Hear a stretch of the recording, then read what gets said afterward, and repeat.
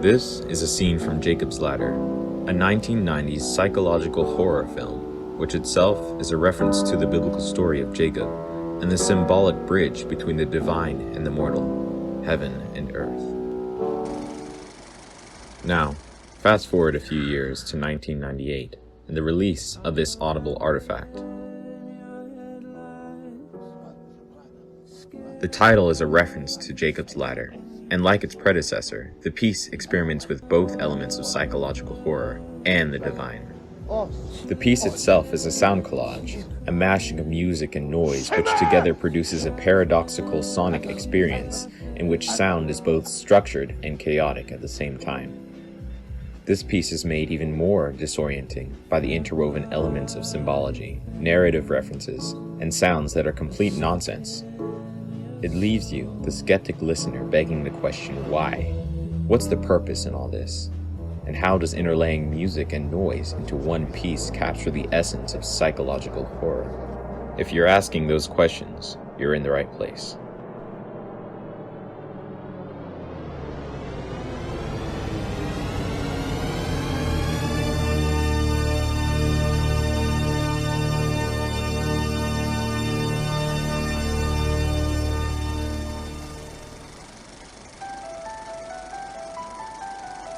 To better understand the significance of noise, and subsequently music, we'll look through the lens of Jacques Attali in his publication, Noise, The Political Economy of Music. In his book, Attali views noise as the sound of work and important action. Nothing essential happens in the absence of noise. Noise is both the folly of man and its hope, while background noise is its security. This frames noise as both the catalyst and echo of action. In fact, noise is often censored and structured to make way for control and hegemony, which brings us to music. In contrast, Attali describes music as being tidally locked to time and defined by culture. Music is prophecy that makes audible the new world that will gradually become visible. But music is also defined by and rooted in the ideologies and technologies of its age. Time traverses music, and music gives meaning to time. Now that we understand the role and function of noise and music, let's break down their use in this artifact.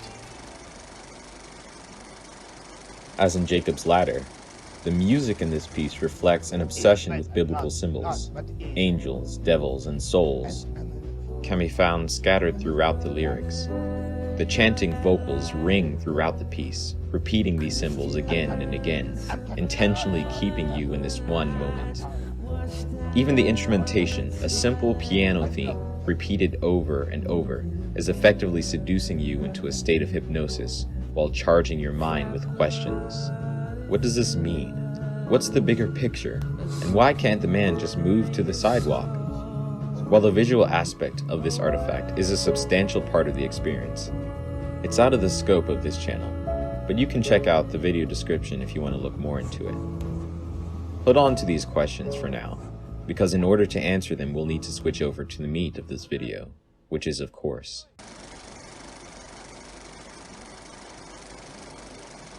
in this artifact, noise helps to overstimulate the listener with familiar, yet incoherent sounds. The most blatant form of noise in this video is the constant murmuring of this mysterious man, accompanied by the screeching of tires. Most of the words come across as indecipherable, but he shouts three important words: Christo, Allahu Akbar, and sinner. Again, these words are religious references and add symbolic weight to the sonic experience. People don't just shout these words for no reason. They hold deep cultural meanings and inspire action. However, it's unclear how when put together they hold their meaning. The effect of repeatedly chanting these words for seemingly no reason numbs their weight, and over time, as the listener, your hope for a simple, clear, overarching implication dissolves. You begin to think there is no meaning.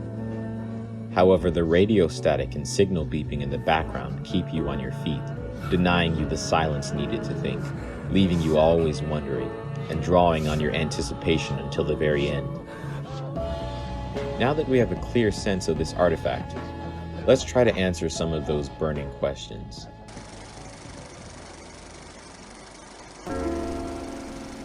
Undoubtedly, this piece leaves you feeling frustrated and unable to understand the wider importance of the symbology in the context of the visual story. And what's more, though you now understand how noise and music are used individually, it isn't clear why they're used together here. Well, that's the whole idea. This artifact isn't trying to give you a simple, nice message or present you a feeling of sonic bliss and euphoria. No. This piece is more cunning than that.